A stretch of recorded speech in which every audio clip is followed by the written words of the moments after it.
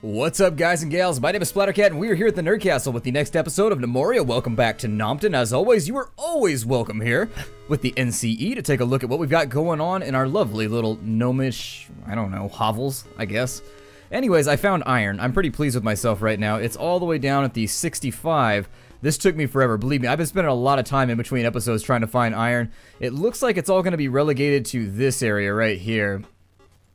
And so this looks like it's going to be a giant iron mine for us. And so what we need to do is we need to get down to the minus 65 as fast as we can.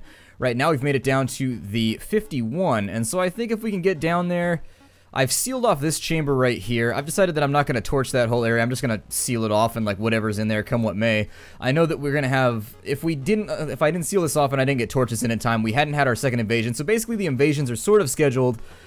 I don't know the exact timing of them, but you get a goblin invasion, you get an underground invasion, and you get a mant invasion every season no matter what, and we have yet to have an underground invasion, and I didn't think I was going to get the torches in time because there's only 7 days left in the season, and you better bet they're going to hit us with one if we didn't get torches in. So I just sealed it off, and I'm hoping for the best right now. Lead supply still hasn't been hauled. That's perfectly fine. Let's go back up to topside. Now that we've found iron, we can be a little bit lazier about the way we're going to go through this. And then the other thing I wanted to relay was the fact that we really kind of need this to be torched as well. So it's like right there, right there. And like so, I also wanted to talk about the fact that this over here was not actually in the previous episode. I had said that it was emeralds, I believe, and these are actually malachites. So malachite is a decorative stone that you can use. So basically you can take gemstones and then you can set them in malachite and it'll be even better than setting them in like copper or whatever else. It's not amazingly valuable, but it's still a pretty cool and useful material that we may end up making in the future. I don't know. I love green stuff, so I may end up using it for something decorative later on down the line. I'm not sure what just yet though. On the top side, in this episode I do want to get started on a building project. So I think what I'd like to do now is let's start doing a couple of little gnomish houses in which people can live without being bothered. And so what I'm going to do is I'm going to make a picket fence. And we're going to bring it out like so. And we're just going to give little spaces to each gnome group. And I bet this is going to look really, really nice once we get it finished. I mean, for now it may just look a little bit weird and a little bit off, but I think we can make this work because the gnomes, they like to have, oh, I screwed up. No, cancel everything. Never do that again. Oh my god. Alright, so I forgot to make them all out of a similar material, and so what it was going to look like is this is going to be like a weird polka dot fence, and nobody wants a fence that's an amalgam of like a different types of wood. I want to have a singular wood type running the range over here, and so I may go...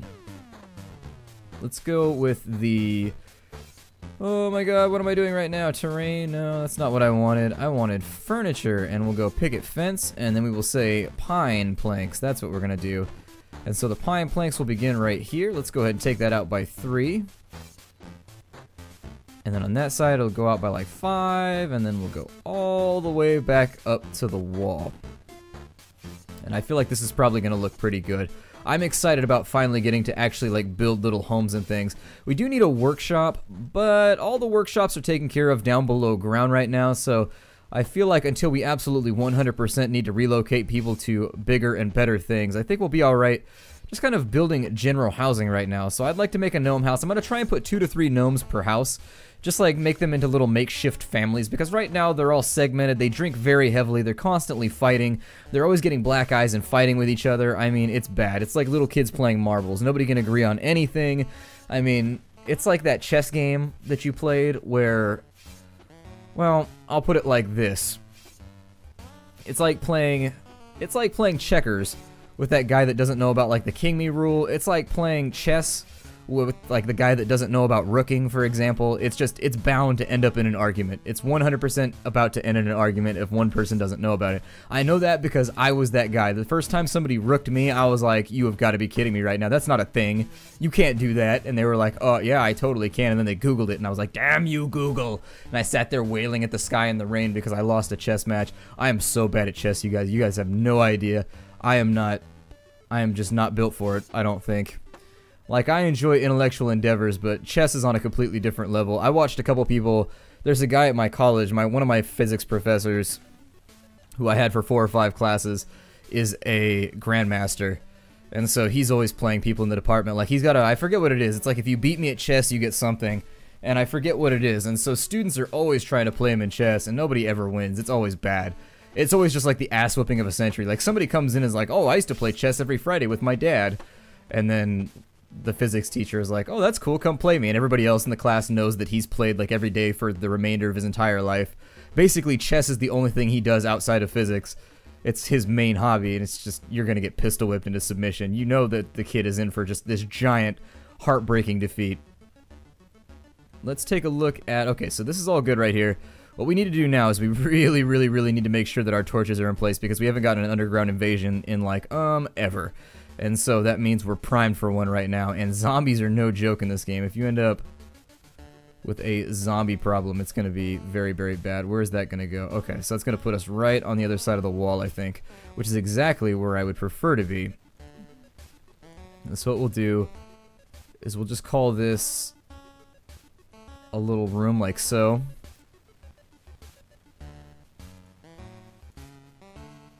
Yeah, that'll be fine.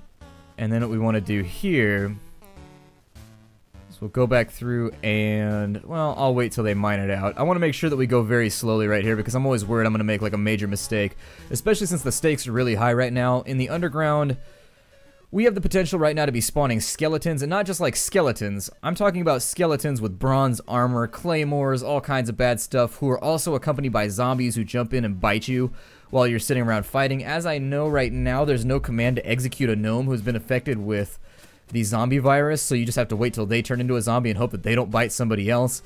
I think you can sequester them, like you can trap them inside of an area if you're really careful about it. If you're incredibly manipulative, you can assign like one person to be a miner, the one that you want to sequester. And then once he's a miner, you can pull a cask of Amontillado and seal that bastard in the walls.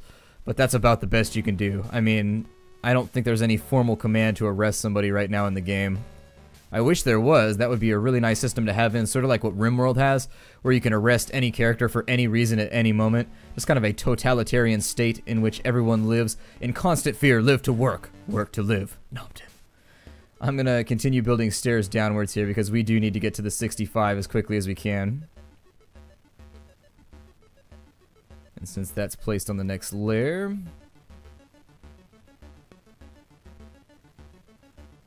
we will go like so. That puts us at the 54, the 55, the 56,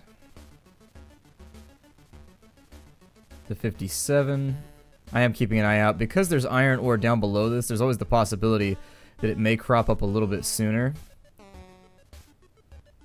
But there's no guarantee.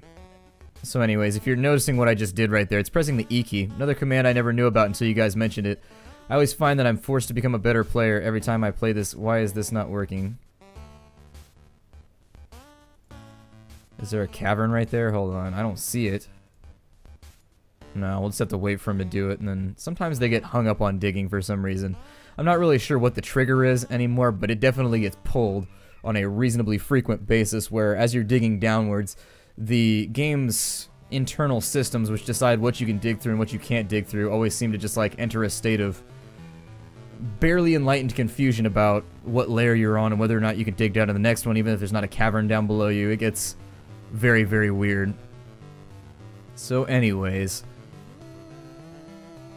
they're putting the torch in right there. All my miners sleeping right now. Is that the problem? All of our little gnomish children are out. No, our miners, our NERs, not our NORs. We don't have any of those because apparently nobody in Nompton has sex or breeds or anything, which sounds like a really dull society. I mean, without all the added drama that relationships add of varying kinds, I feel like it must be very quiet here. There's probably very little gossip. So are we just like not building this anymore, or is that largely due to the fact that I assigned like 50 torches to be built? Those are all done, so I'm not so sure. Let's continue going back down to the bottom layer, and I sincerely apologize for spending so much time on this layer.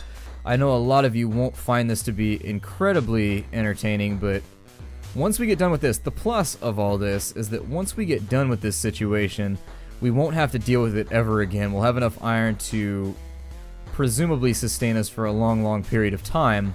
And once we are sustained, my friends. Is that malachite? Is that what that is? Looks like something delicious. Oh, it's because there's ores down underneath me. I can virtually promise you that's the reason why this has happened. So there's coal right there. Yeah, it's because they don't want to dig stairs down through ores. This is a really fun feature. If you press E, it'll show you anything you've uncovered underneath the ground, and you can really just kind of run around. It's really great for finding resources if you're having a lot of trouble finding them. Finding that next little objective that you want to kind of dive towards if you're looking for gold or anything of that nature. It also helps you visualize in 3 dimensions what your tunnels are looking like as you build them. It works a little bit better on the upper layers because you have homogeneous layers that are unbroken. So as you can see right there, there's like these little chains running around. But anyways, it's a feature that's really fun. You can utilize it to sort of visualize things. I had a program like this for Dwarf Fortress that would render everything in 3D that I like to use when I was doing anything complicated, and I want you to know that when I say doing anything complicated, I mean building like large cubes. I mean, I'm not talking about anything complicated here. I'm talking about when I say complicated to other people, it's the most rudimentary of polygonal forms. They'll be like, this isn't even a complicated building process. How can you even classify this as a superstructure? I'm like, shut up, it's a superstructure to me. Leave me alone. It's super awesome from where I come from. So, meh, just because you can't appreciate my artistic genius. And then I run off and I need extra hankies and everything else. Let us continue, amigos. And so it's still denying me the opportunity to do this, so we're gonna have to do this the long and nasty way, unfortunately, which entails doing something like this.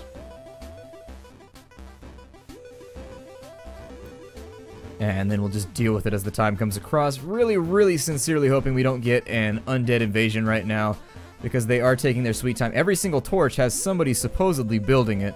So if we're lucky, they won't waste any of our time here, and they'll get all the torches into play, and we should be able to... I'm trying to get down to the iron on this level so that for the remainder of the Let's Play, we don't have to worry about it. From what I can tell, it appears to be a layer that is just chock-a-block with iron, as in we should be able to get a good 100 iron out of it, which isn't all the iron we'll ever need, but chances are if there's iron in that layer, there's iron in the next one down, and also in the next one up. It's presumably just not exposed. And so it could be just about anything. Is that coal? What is that right there? Coal. Coal and sapphires. More coal than you could ever need. Let me go ahead and build some stairs right here. And we'll call them whatever. Yeah, stone stairs, sure. Place those right there. And then alternatively in our build menu, we'll jump in and we'll throw another torch around because that's what we are good at.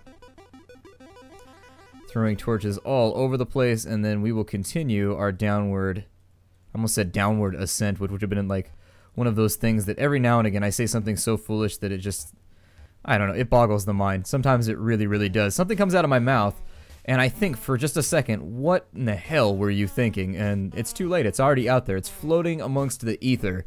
Just like a little gremlin. I picture it like a little ghost, almost like the Boo Buddies from Mario Brothers with little fangy teeth just kind of flying around, just like flying off into the corner. That's how, whenever I say something stupid, that's how I picture it in my own head.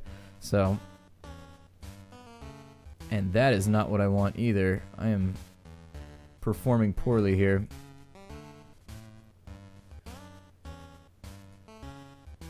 So let's go ahead and dig stairs up, dig stairs down. And I think it was the 64 that we needed, although if we hit it first over here... What are you? Come on. Clicky clicky?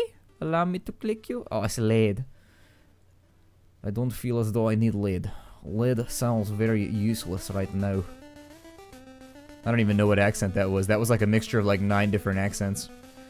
Every now and again, when I try and be goofy with accents, I just blend them all together. Like one word will be like Russian, the next word will be have a weird Scottish inflection thing going on. The next one will just be somewhere over in, you know, Castilian Spain, and it's just, you never know. You never know. It's fun to do sometimes. I had a friend one time who was really, really, you would be like, we worked in retail together, so you'd be like, hey man, I have a customer who speaks Spanish. Can you come help me with this, because my Spanish is muy pobre at best. And so on the best of days, I'm barely keeping up with you with my Spanish. And on the worst of days, it's just non-existent. So anyways, I'd be like, can you come help me with this real fast? And he'd be like, first of all, I don't speak Spanish, I speak Castilian. And he'd just be like, alright hipster, well I need your help, get in here. I don't know if that's a hipsterish thing to say, I'm not really versed on the various dialects of Spanish, but that's what he used to say all the time. And he would say it with a really hipsterish tone. So I can only assume that that might be a weird thing to say. I don't know, I have no idea. Maybe that's a perfectly normal thing to say. I could be completely and totally wrong. But anyways, that's what he used to say all the time. He'd be like, I don't speak Spanish, I speak Castilian. And that's exactly right there. That is precisely how he would say it. And he'd get indignant about it too. After that, I started calling it Spanish around him on purpose, just all the time. Be like, hey man, I need you to speak Spanish, Spanish, Spanish, Spanish, Spanish. Be like, Castilian, Castilian, Castilian, Castilian. It would drive him nuts. At that point, I was just trolling, but you guys know what I mean. Anybody? Miners all asleep? I know that I'm kind of filling space right here with just dull talk because there's not a whole lot going on right now. We've wasted so many episodes. I mean, on one hand, I have to be thankful because it really has filled episode space. And I think I forgot to rename... Yeah, I did. I forgot again. It says Thawed Ears twice, 2 episodes in a row. But I have one already, and I swapped it, but I had to reload my game because I was digging around and I did something. It wasn't on camera. I was playing in between episodes, and rest assured, I did something stupid, and it ended up getting a ton of gnomes killed. And I was like, nope, not gonna come back to that. So I just reloaded the save from the last game because it didn't happen on camera, and that means it's not on the record. It doesn't count. Those are the rules I live by. I'm gonna go by. Let's put in torches really fast, and there's a torch, and there's a torch. And finally, we're getting down there. We're on the 63, so if we don't hit it right here...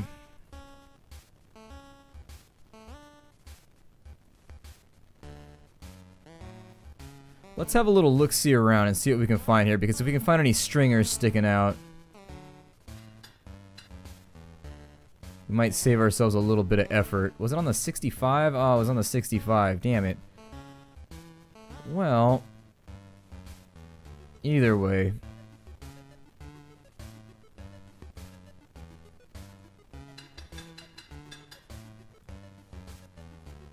And that was way more complicated than it should have been for a simple mining maneuver. Our mining is divided into maneuvers. We treat it in a militaristic fashion. We go out on mining maneuvers. You know, the most elite of the miners get invited. All the miners that are out there that are super lame, though, they don't get to go on mining maneuvers. They get stuck back just kind of like cleaning up the yak dung and whatever jobs are available at the time. But if you're experienced, if you've earned your wings, I know that doesn't make sense, but we give our miners wings. It's your golden wings. They affix them to the handle of your pickaxe, and once you've earned your wings, you're allowed to go down past the -50, and it means you're basic badass and also probably stupid, because the things down here will eat you in a heartbeat, so maybe even less than a heartbeat. A heartbeat seems like a really hard thing to use as a timing measure, although, because it's always variable, it's always messing with you, like your heart rate's always jumping around all over the place depending. Maybe it's just me because I'm all anxious all the time. Maybe it's just me that the heart rate jumps around constantly, but I don't know. There's a ton of gold on this level, and it is worth investigating if we can get to it. Bunch of gold right there, and that would make us wealthy as hell.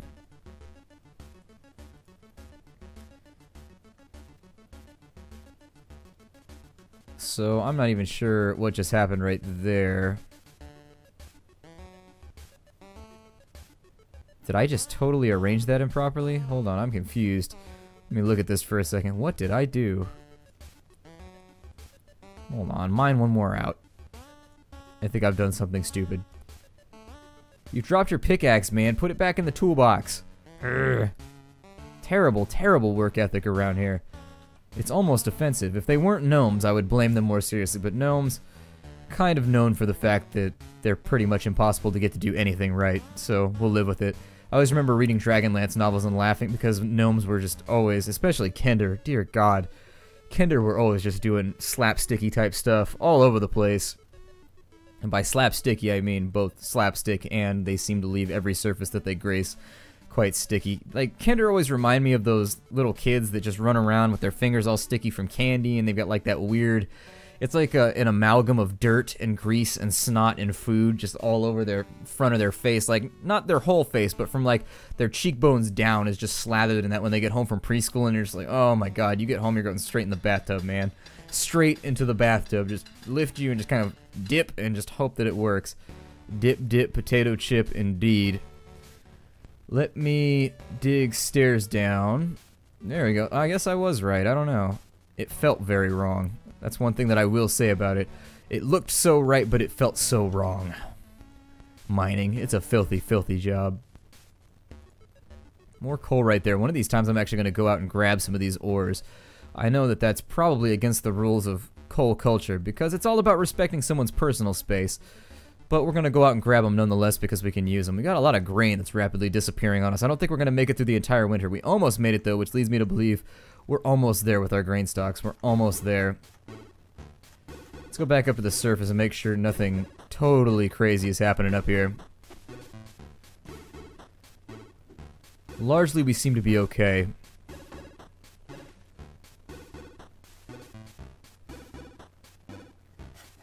I do have a question.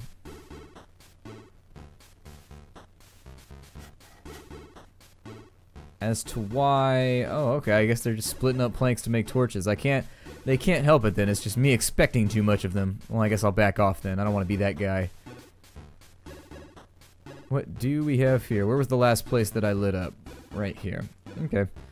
So let's go ahead and we will mine all... Ooh, we can't mine out right there, so we'll just mine out a little bit further then. And now that we're on the 65, now comes the fun part. Let's go ahead and just do a basic tunnel out that way. Another basic tunnel out that way, because obviously we want to go in this direction, although it looks like there's a cavern right after it. So this could be pretty dangerous mining. It can be hard to tell sometimes. We'll play with it though.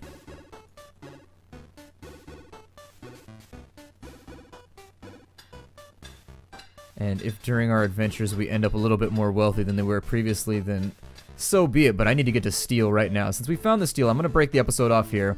My name is Splattercat. Thank you for joining me in the Nerd Castle for another episode of Gnomoria, where we hang out in Nompton with the Gnome homies. I forget to switch my little joke right here. Trust me, next episode I'll fix it. I did have it fixed. You'll have to trust me on that one. It's just kind of like, things went really, really wrong in between episodes, and unfortunately the rollback seems to have ruined my punchline.